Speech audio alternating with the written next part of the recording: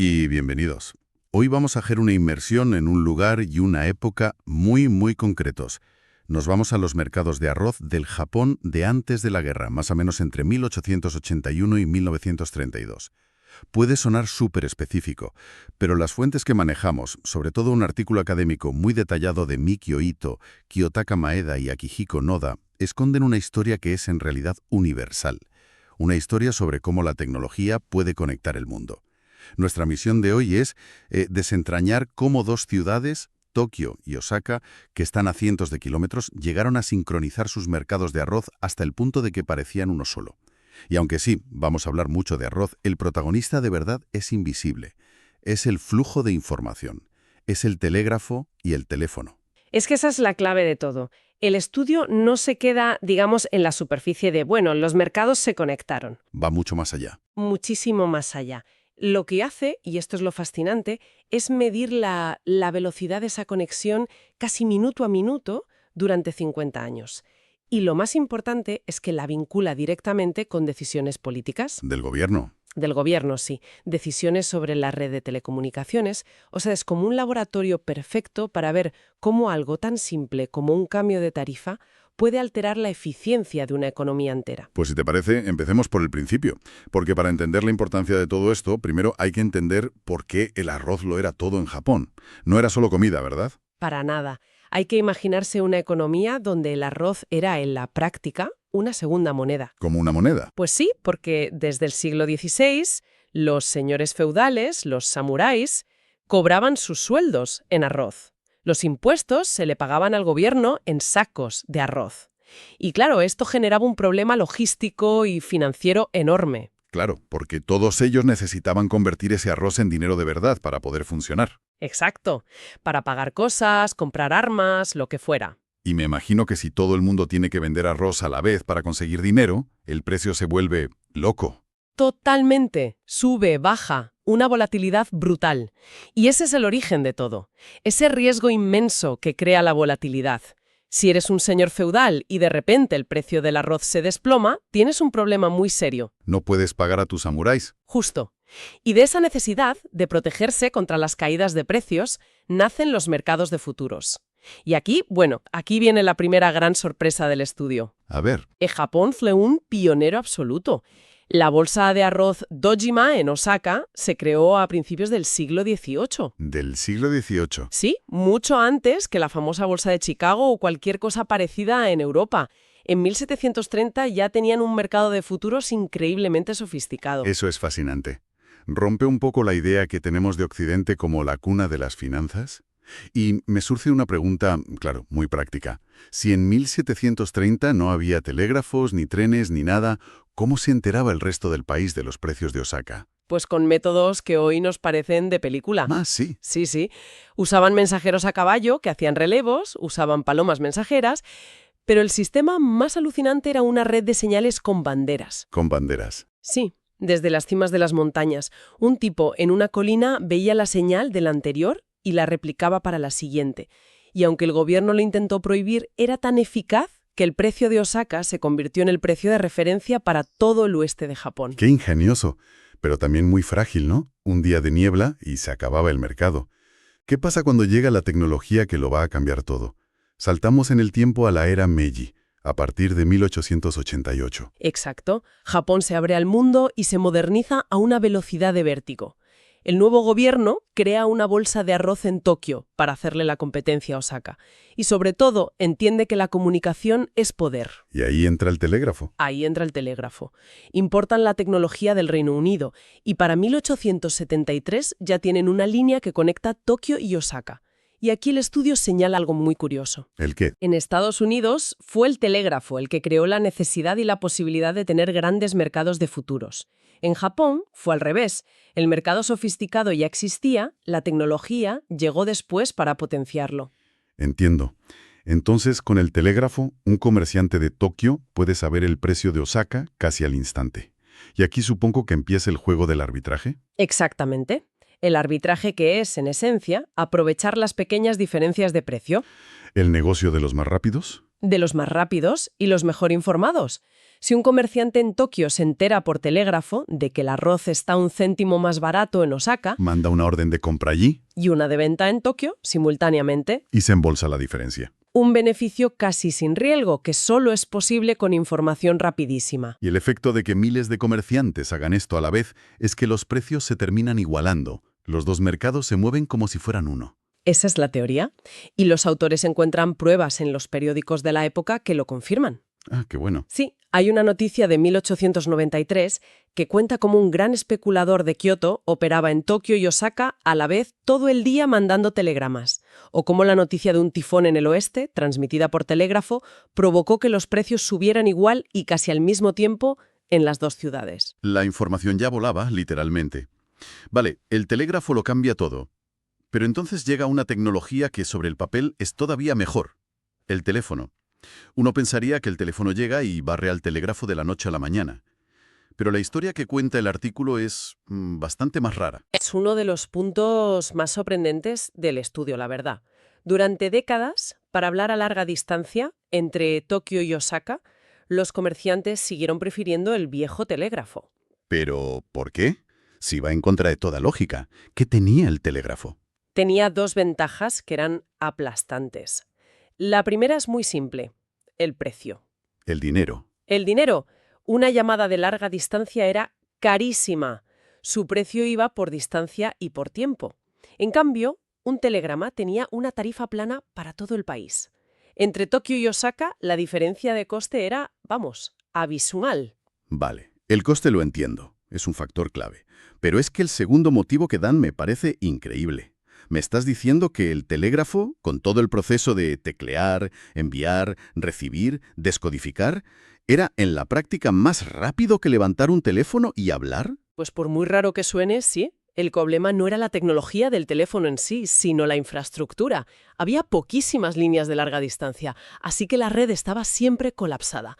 El estudio da un dato que, de verdad, te deja helado. A ver. En 1937, si querías hacer una llamada de Tokio a Osaka, el tiempo medio de espera para que te diera línea era de 203 minutos. Un momento. ¿Cómo? 203 minutos. 203. Pero si son casi 3 horas y media. 3 horas y media de espera para poder hablar. En un mercado donde cada segundo cuenta, eso es inútil. Es una eternidad, no tiene ningún sentido. Era muchísimo más eficiente escribir un telegrama y saber que llegaría en cuestión de minutos. La infraestructura telefónica no daba abasto. Claro. Así que los comerciantes no solo usaron el telégrafo, sino que se hicieron auténticos maestros en optimizarlo. El estudio habla de que desarrollaron sus propios trucos para el sistema. Menciona unos códigos, casi un lenguaje de espías. ¿Qué era eso exactamente? Era pura ingeniería de la comunicación para ahorrar costes. Como la tarifa del telegrama iba por número de caracteres, se inventaron sus propios códigos. Para decir mucho con muy poco. Justo. En vez de escribir comprar 1000 kilos de arroz a 50 yenes, tenían una palabra clave que significaba todo eso. Ahorraban dinero y de paso conseguían algo importantísimo: confidencialidad. Claro. Nadie en la oficina de telégrafos entendía sus órdenes. Nadie. El artículo tiene una foto de una de estas hojas de códigos de 1899, de un comerciante llamado Masuzo Hirai, y es fascinante. Es como ver un sistema de encriptación del siglo XIX. La de fortunas que se harían con esos trozos de papel. Pero claro, estas anécdotas están muy bien, pero los autores querían ir más allá. Querían ponerle un número a esa conexión. Sí, necesitaban una métrica objetiva. Y para eso construyeron una especie de sismógrafo para los precios. Un sismógrafo. Me gusta.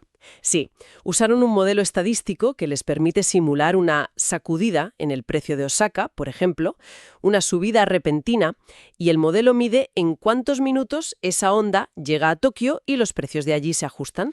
¿Mide la velocidad de transmisión de la información? Exacto. Crearon lo que llaman un índice de velocidad de integración.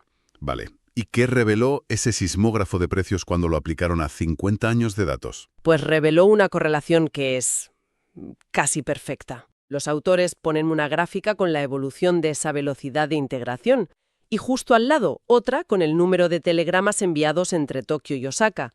Las dos curvas son prácticamente un espejo. O sea, a más telegramas... Más rápido se ajustaban los precios. La conexión era directa.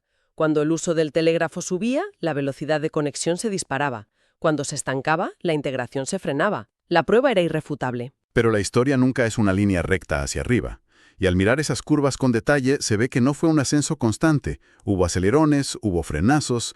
El análisis que hacen de esas fases es casi como una investigación para encontrar al culpable de cada cambio de ritmo. Totalmente. Es una crónica de cómo la política y la tecnología interactúan.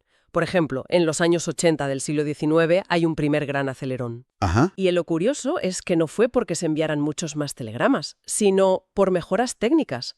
El gobierno instaló la máquina Wheatstone, un telégrafo que transmitía 400 caracteres por minuto, una barbaridad para la época, y algo muy práctico. Cambiaron los aislantes de los cables por unos de porcelana que aguantaban mejor la humedad de Japón. Menos cortes en el servicio. O sea, una mejora en la calidad, no en la cantidad. Pero ese primer impulso se frena en seco a finales de los 90. ¿Qué pasó ahí? El culpable, el gobierno. En 1899, justo en medio de una crisis económica, deciden subir las tarifas del telégrafo. Mala idea. Malísima. Una decisión puramente fiscal. El resultado fue inmediato. El uso del telégrafo se estancó y el sismógrafo de precios mostró cómo la conexión entre los mercados dejaba de mejorar. Pero es que poco después hay otro estancamiento, y el motivo es todavía más retorcido. Y no tiene que ver con el telégrafo, sino con el teléfono local. Este es uno de los hallazgos más originales, sí. Los comerciantes habían ideado un sistema híbrido supereficiente. Híbrido. Sí, en vez de ir andando a la oficina de correos, llamaban por teléfono, una llamada local barata, a la oficina de telégrafos de su ciudad y dictaban el mensaje. ¡Qué listos! Se ahorraban un tiempo valiosísimo. Era la combinación perfecta de las dos tecnologías. Suena genial. ¿Qué pudo salir mal? Una guerra. En 1904 estalla la guerra ruso-japonesa y el gobierno, lógicamente, necesita las comunicaciones para el ejército. Así que toma una decisión drástica. Se suspende por completo la instalación de nuevas líneas telefónicas para civiles. Vaya. Y a nuevos abonados, el uso de ese servicio híbrido se estancó. Y el efecto dominó es increíble. Como el sistema para enviar telegramas se vuelve menos eficiente, la velocidad de integración de los mercados de arroz, a cientos de kilómetros, se frena. Es una cadena de consecuencias alucinante. Una decisión militar sobre el teléfono local acaba afectando el precio del pan. Bueno, del arroz, de todo el país. Y después de la guerra supongo que la cosa mejora.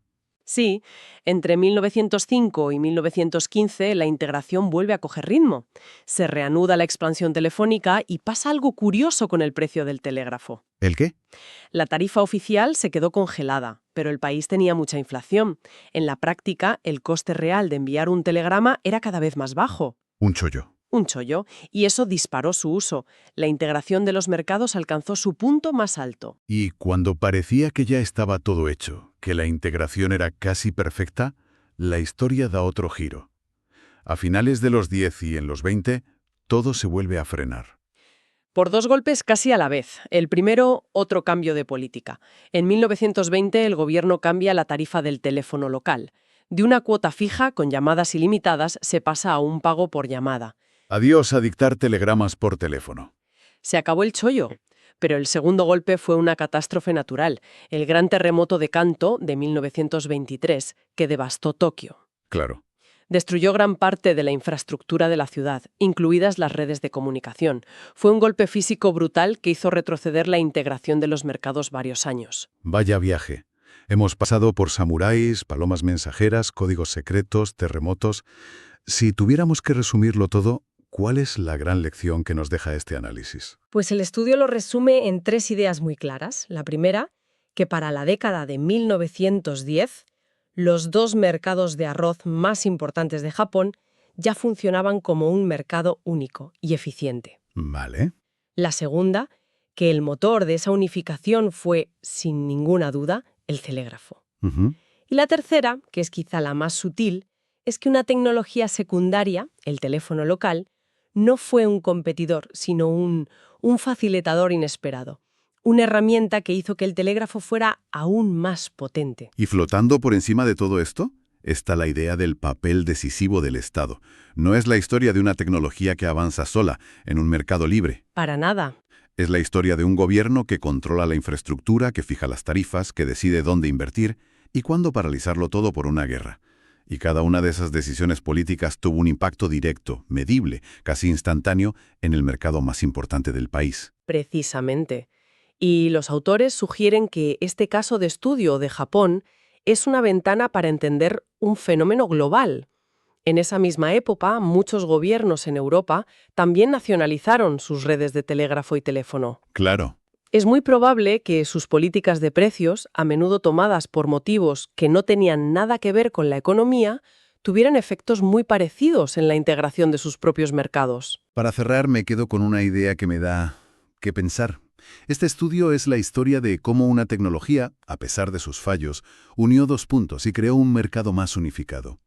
Hoy vivimos en la era de la comunicación instantánea, global, y sin embargo a veces da la sensación de que esta abundancia de información está creando justo el efecto contrario. Quizás la sobrecarga de datos, la segmentación en burbujas, no sé, estén generando nuevas formas de fragmentación, donde distintos actores operan con realidades totalmente diferentes, a pesar de estar teóricamente en el mismo mercado global. Una reflexión para el futuro. Y con ese pensamiento finalizamos. Gracias por acompañarnos en esta inmersión en la historia, la tecnología y el precio del arroz.